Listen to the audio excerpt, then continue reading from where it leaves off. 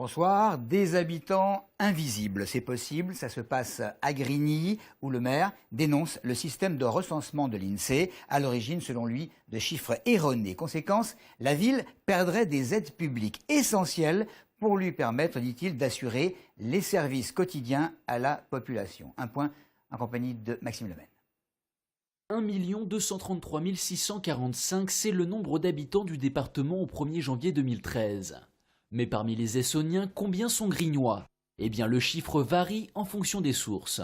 Le maire de la commune est désemparé face à la différence entre les chiffres établis par ses services et ceux de l'INSEE. En effet, si pour une commune riche l'écart peut sembler dérisoire, pour une ville comme Grigny, la moindre erreur peut impliquer une diminution de budget, en l'occurrence une perte de près d'1,5 million d'euros. Beaucoup de maires contestent, y compris devant les tribunaux, les méthodes de calcul de l'INSEE qui intervient par sondage. Et les sondages, ce n'est pas la réalité. Dans notre commune, ça se traduit par 644 élèves inscrits dans nos écoles et reconnus par l'éducation nationale, mais qui ne sont pas reconnus par l'INSEE.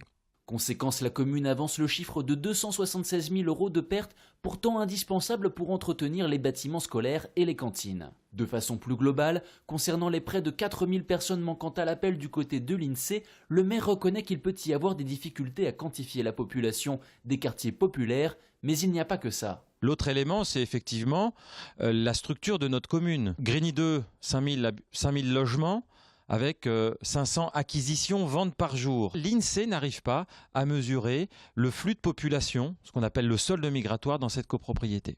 Contactée ce matin, l'INSEE a indiqué qu'elle n'a pas vocation à discuter de chiffres par médias interposés. Le maire peut, s'il le souhaite, contester les statistiques via les procédures prévues à cet effet.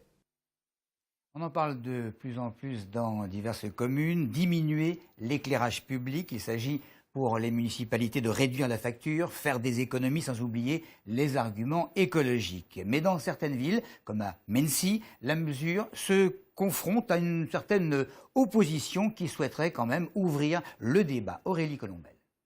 Depuis 8 mois, Mennecy est plongé dans le noir de 1h à 5h du matin. Un moyen pour la mairie de réduire la facture d'électricité de 60 000 €. Une mesure soutenue également par les défenseurs de l'environnement qui y voient un impact positif pour la planète. Mais les riverains se posent des questions sur la sécurité. Pour l'économie, c'est certainement très bien. Par contre, en ce qui concerne les vols de nuit, ça s'est accentué un peu. Ça peut créer des accidents, le problème sur les grands axes, donc il faudrait peut-être laisser sur les grands axes, mais sur les petites routes, ouais, les enlever. D'1h à 5h du matin, je sais pas, peut-être que ce serait utile pour les gens qui rentrent chez eux de soirée. Une pétition pour conserver l'éclairage public circule dans la commune. Elle a déjà recueilli 80 signatures. Sur son blog, Christian Richaume, conseiller municipal, a lancé un sondage. 53% des personnes interrogées sont contre l'extinction de l'éclairage public la nuit. Principal motif, le sentiment d'insécurité accrue. Nous, ce que nous proposons, c'est de rééclairer les axes principaux de la ville et de faire un plan pluriannuel de modification de notre éclairage public avec des lampes basse consommation ou des détecteurs de présence qui font que justement quand il y a un véhicule ou un piéton, l'éclairage se mette à fonctionner. Le conseiller municipal avance un chiffre de 97% de hausse des cambriolages, une délinquance répartie de jour comme de nuit. L'opposition ici espère porter le débat de l'éclairage et de la sécurité lors d'un prochain conseil municipal. Ce 6 février est la journée mondiale sans téléphone mobile. En fait, depuis maintenant 12 ans, cette journée s'effectue sur 3 jours, 6, 7 et 8 février, pour demeurer injoignable et ne plus entendre ou dire d'ailleurs à tout bout de champ « T'es où ?» Fil à la patte ou ami fidèle et inabandonnable, la question a été posée à quelques Essonniens. Journée sans téléphone portable, c'est pas possible. C'est possible, c'est question de vouloir. Et si vous avez un rendez-vous avec une femme à l'hôtel, vous faites comment? Vous l'appelez comment? Il faut un téléphone. Si elle est mariée, il faut un téléphone portable. Aujourd'hui, nous sommes devenus des esclaves. Téléphone portable. On nous vend de la merde qui nous donne du cancer de cerveau. On ne dit pas la vérité comme la pilule. Je pense que c'est vrai qu'on utilise trop le portable, mais je trouve que c'est quand même important dans la vie quotidienne.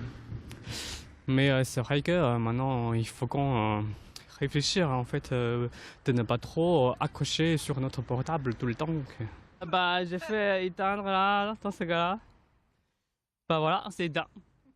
On a quand même vécu sans téléphone portable pendant longtemps. Hein. Donc tout à fait, pourquoi pas. Mais dans une courte durée. Maintenant, tout fonctionne avec le téléphone portable quand même. Hein. On nous incite à l'avoir et je ne veux pas dire qu'on nous oblige à l'avoir, mais presque. Ici, c'est pas les appels ou des trucs comme ça, on est sur le web, via notre mobile, soit sur Twitter ou Facebook.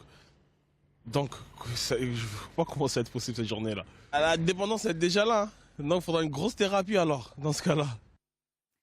Ils sont suspectés d'avoir cambriolé plus d'une trentaine de pharmacies dans le sud de la banlieue parisienne, notamment en Essonne et dans le Val-de-Marne. 2 jeunes hommes ont été interpellés et placés en garde à vue à Ivry. Ils ont 23 et 25 ans. Parmi eux, un espoir de l'athlétisme français, on n'a pas son nom.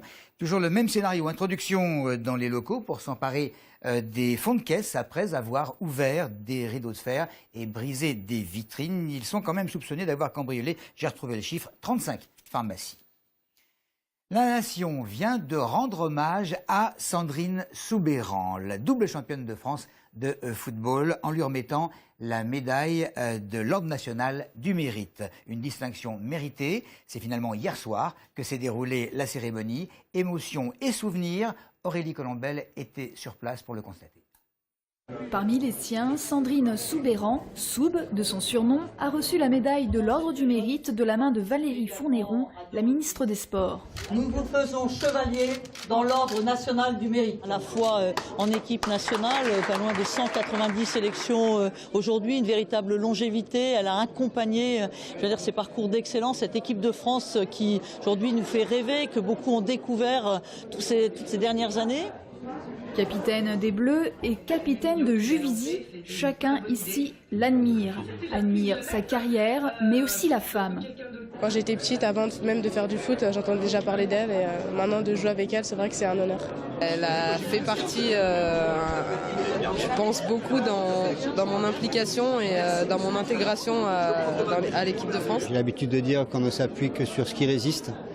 Et bien il m'en a pris de m'être appuyé sur elle en équipe de France. Celle qui a représenté la France au JO de Londres, celle dont le pied gauche botte en touche, celle qui a obtenu le plus de sélections chez les Bleus, hommes-femmes confondus, souhaite aujourd'hui continuer à taper dans le ballon, mais a aussi de nouveaux projets.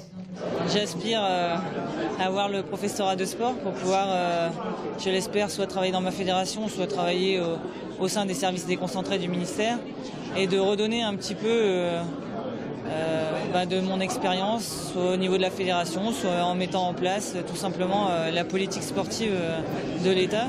À 39 ans, la carrière de Sandrine Soubeyran n'est pas terminée. Les passionnés la retrouveront bientôt en Suède pour l'Euro 2013. Je ne résiste pas à l'envie de vous donner cette information. La migration des crapauds va reprendre. On est très concernés du côté d'Ormois-la-Rivière, route des Carmeaux. Les bonnes volontés sont attendues le prochain week-end pour participer à l'installation de grillages et l'aménagement des bords de route pour faciliter la zone de passage des petites bêtes. Il faut savoir qu'elles sont nombreuses, ces petites bêtes, à se faire écraser lorsque chaque année, à la même date, ces batraciens descendent des bois en amont pour retourner dans les mares où ils sont nés. Pour tout renseignement complémentaire, ça ne s'invente pas. soscrapaud@gmail.com. Enfin, faux pratique pour ceux qui disposent d'une box Orange. Dès demain, le numéro de canal de Téléson deviendra 270. 270, voilà qui est dit et je l'espère retenu. Merci de votre fidélité.